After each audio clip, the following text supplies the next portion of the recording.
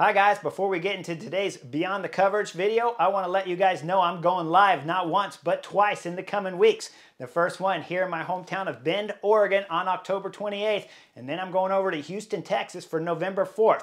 I'll put links down below so you guys can find them and get your tickets for the live audience if you want to be entertained with some bike stories from Chris Horner. Make sure you guys like and subscribe, and I'll get you into today's video of Beyond the Coverage. Welcome to Beyond the Coverage. I'm Chris Horner. In today's video, I want to cover some of Primoz Roglic, and let's get into the question, was Primoz Roglic pushed out of Jumbo-Visma? On my last videos, I covered Sepp Kuss, and in the comments, I saw in there where people were talking about Sepp Kuss said he didn't want to race for Grand Tours. And in those previous videos, I saw some comments where I was asked, Chris, why do you keep saying that Jumbo-Visma let go of Primoz Roglic? Roglic asked to be let loose. Well, let's get back to the very first question. Was Primoz Roglic pushed out? And I'll answer both of those questions throughout today's video, because I certainly want to talk a little bit about Sepp Kuss too, but with the Tour de France presentation coming tomorrow on Wednesday morning, that's going to release the course for the 2024 edition, and we're going to see the battle between Primoz Roglic and his old Jumbo-Visma team that should be called Visma Lisa Bike when the 24 season starts. So we're told. Well, after the presentation, we'll have a little bit better idea, and after this video, we'll have hopefully a little bit better idea of whether or not Jonas Vingegaard and Primoz Roglic are really going to like each other, or if Primoz Roglic really was pushed out of Jumbo-Visma. Now, in 2002, I rode for Prime Alliance. That year, we won everything on the domestic side. Guys, I won races in the U.S. like Tadej Pogacar wins over at the European peloton, and we were dominating throughout the season. Had Danny Pate on the team too, who was the number 2 ranked rider when the season finished, and I was the number 1 ranked rider. But Danny Pate and I made magic throughout that 2002 season with Prime Alliance, and we had a sprinter on there called Alex Candelario, who was pretty fast too and wiped up some points, along with Jonas Carney, that was just a fabulous rider. Jonas Carney, not Jonas Carney, but Jonas Carney was a fabulous sprinter on the team, and along with Alex Candelario, we had a ton of speed. So between myself winning the GC races, Danny Pate dominating everything that was semi-mountainous whenever everyone was blocking me up, well, then we won 1-2 that way, and then in the sprints, of course, we had Alex Candelario and we had Jonas Carney. So with that kind of speed and that team, we dominated everything. Now, at the end of the season, though, all of a sudden, the team had this belief that they wanted to bring on some more talent, and they wanted to sign Jonathan Vaughters to the team. Now, I was the number 1 ranked rider in the U.S., and I planned to re-sign with Prime Alliance that season because the chemistry in the team was marvelous. Everyone got along. But at the end of the season, they just couldn't find any more budget for me because I was asking for another $15,000. I think I was getting paid about $80,000, and I was asking for another $15,000 at the time. And they didn't want to do it, but they signed Jonathan Vaughters. And when they were holding up my contract, they said, hey, we're signing Jonathan Vaughters, so you probably want to sign right now before we get Vaughters. And I said, you're signing Jonathan Vaughters before you sign me? We want everything together. Now, like I said, I love the team, Prime Alliance. We got along great. But once there was some chemistry like that, where I saw that they were going to sign Jonathan Vaughters over signing my contract first, that told me right then that maybe what I believed was happening in the team, where we were all gelled in one big family and everything was going to stay together, now all of a sudden things were changing, because they were looking at bringing Jonathan Vaughters over from Crédit Agricole, where he was racing in France, and bring him back from the European peloton and have him riding domestically, and they thought they could win with Jonathan Vaughters. Now, I told Kurt Willett, who is the director sportif of Prime Alliance, I don't see how he can win in the U.S. because he's not going to outclimb me and he's not going to outsprint me. So GC races are going to be hard for him to win in the U.S. when we don't have a massive big mountain to go up and finish a summit climb. That's what Jonathan Vaughters does. When you get into the U.S., the climbs aren't massive like they are over in Europe. You're climbing a 5-mile climb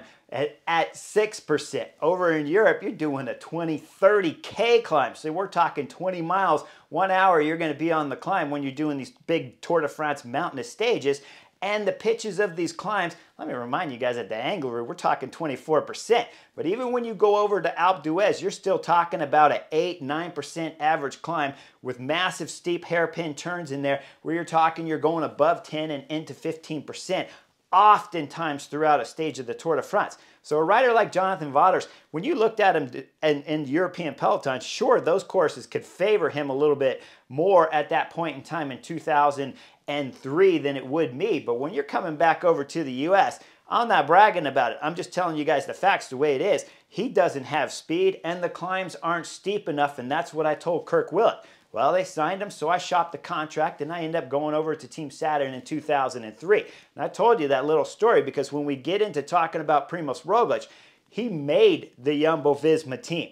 There is no way Primoz Roglic has the ideal when he's making that Jumbo team and winning as much as he has, that if another rider is to come up the ranks like Jonas Vingegaard did here the last 2 seasons of the Tour de France where he won against Tadej Pogacar, even though he's beaten Tadej Pogacar, I can get inside the mentality of Primoz Roglic and tell you he's not happy with being left off the Tour de France team because the Slovenian needs the Tour de France roster win on his resume if he really wants to go up amongst the highest archy best riders in the history of world cycling.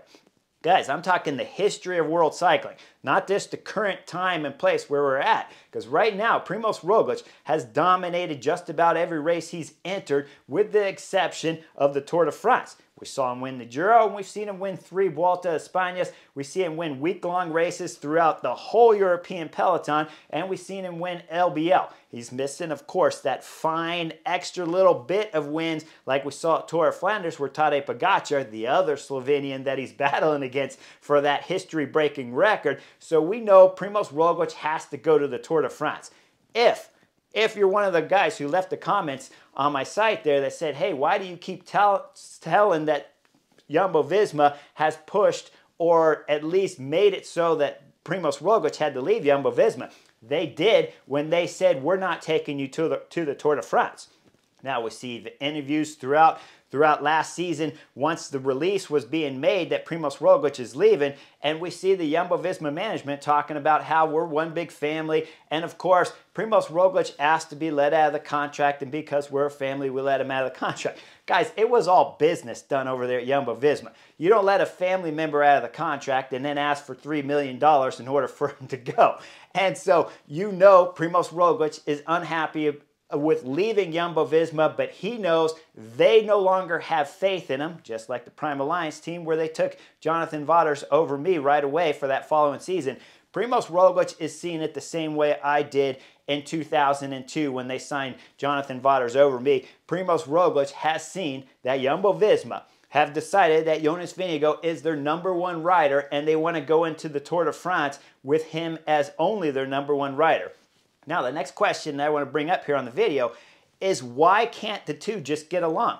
At any point in time throughout my career, I was always comfortable going into a stage race with 1, 2, or even 3 leaders. Many times when I was riding with Team Mercury, we had a host of GC riders in there. Chris Weary was a solid GC rider, and Scott Moniker had won GC races domestically throughout the U.S. throughout his whole career. The guy has something over 100 victories latched onto his name, so you know he's a player. And every time we went into stage races, when I was racing with Team Mercury, Chris Weary, myself, and of course Scott Moniker were always high on the list. We gelled fine. So now the question has to be with Jumbo-Visma, does Jonas Vingegaard and Primoz Roglic actually get along? Because if they got along, there's no reason why Jonas Vingegaard and Primoz Roglic couldn't both show up at the Tour de France, and whichever rider figures out has the better form, whichever rider decides throughout that Tour de France, early or even in the middle or later in that Tour de France, figures out that he has better form, the other rider automatically should know to switch over and start working. So if Jonas is better, Primoz switches over. If Primoz is better, Jonas switches over. But we saw at this Vuelta a España with Sepp Kuss when he won the 2023 edition of the Vuelta a España, we know this team has problems switching over because Sepp Kuss was going to win the Vuelta a España. It was a given. So when you're going 1, 2, and 3 on the general classification after stage 14's mountainous stage, that Jonas Vingegaard jumped himself over the other competition, not named Jumbo-Visma, and moved himself into 3rd on the general classification.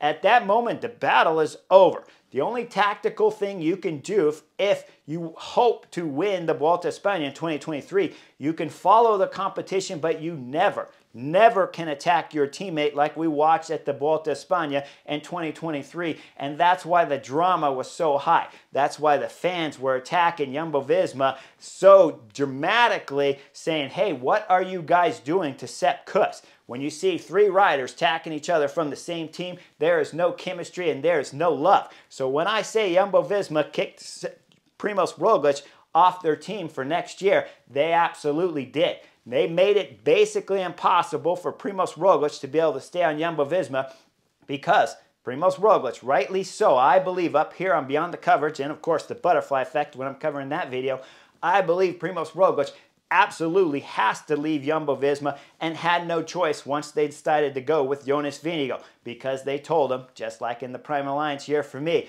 they told him, we think this rider's better than you and you are always going to be second fiddle, so much so that we're not even going to send you to the Tour de France. And a rider with a resume like Primož Roglic has to win the Tour de France if he wants to go up on that hierarchy of some of the best ever cyclists in the world of cycling. And that is why Primož Roglic was kicked off of Jumbo-Visma. Sure, he probably went up there and asked to be released, but he asked to be released after he became second tier to Jonas Vingegaard. That's the way it happened. So when you hear me say Jumbo-Visma have kicked off Primož Roglic, that is the reason behind my story right there of why you know he had to leave. Sure, possibly he asked for a release from the team, but when you get $3 million and when you weren't allowed to, when the team gets $3 million for letting Primož Roglic go, and when you wanted him to do the Giro and the Vuelta with a resume as stellar as Primož Roglic's resume has been throughout the last 6-7 seasons here at the European Peloton, he deserves the right to fight for the Tour de France, and so I'm behind him 100% to jump over the Bora Hansgrohe. And as I've said many times, he had to leave Jumbo-Visma if he wants to win the Tour de France, and now we have a spectacular 2024 season. Now I want to talk about one other thing because, of course, if you guys follow the channel closely, you know with Sepp Kuss, I said he should go into the Giro d'Italia as the outright favorite for Jumbo-Visma. And then I saw a bunch of comments on there on my channel where you guys said, hey, he even said he doesn't want to win Grand Tours again and even says he doesn't want to try this again. Well, now he's released that, yes, the American Sepp Kuss is up for winning a second Grand Tour in his to have on his resume in the future coming years here. And that was obvious. Once you're a rider like Sepp Kuss with his ability, he's always capable of going top 5. He can climb with the best. He can TT decently, close enough not to lose too much time. And, of course, he can fight for position. We saw that in the 23 Vuelta a España, that in the second half of the Grand Tour there of Spain, we saw where all of a sudden he was always at the front, always in good position, and always very close to Jonas Vingegaard when we're talking about coming into the stressful sprint stages and, of course, coming into the mountain stages. Now, we have always seen Sepp Kuss capable of staying at the front. In earlier Grand Tours, when he knows he needs to be at the front, when we're talking about those mountain stages, he was always there. But now he has said it outright and put it in print that he is up for winning another Grand Tour, so why not go to the Giro, Sepp Kuss? I know in that same interview you were talking about how happy you're going to be and excited to get back to the Vuelta a España as the defending champion, but right now the Giro, as I said in the previous video, is ideally set up with your teammates and leaving, of course, Jonas Vingegaard not being there, but the other Grand Tour favorites, Primož Roglic, Tadej Pogačar, Remco Evenepoel, all going to the 24 Tour de France. The Giro looks open. I know there's a couple time trials there, and you might have to battle against Geraint Thomas, but with just 2 time trials, and I believe when we're looking at Sepp Kuss, his time trial ability can get better, especially if they're going to put him in the wind tunnel there to just smooth out that wind around him. I believe he has enough power to do damage control in the time trials, and I believe he has enough climbing ability that he can go in and put on a stellar display at the Giro d'Italia and go top 3. And if you can go top 3, you can win the Giro d'Italia. There's no doubt about it. And you can be the American that goes back-to-back victories at Grand Tour with the Vuelta a España in 2023 and the Giro d'Italia in 2024. So guys, when you hear a rider talk about not wanting to win Grand Tours, not liking the stress of it, once they win a Grand Tour like Sepp Kuss did, you know that interview was coming out soon afterwards. That's why I wanted to beat him to the punch. I did, and now we know he is up for winning Grand Tours. Like and subscribe. We have the 24 Tour de France presentation due for tomorrow on Wednesday. Once that comes out, there's all kinds of stories that are available to talk about. So like and subscribe, and I'll see you guys on the next edition of Beyond the Coverage real soon.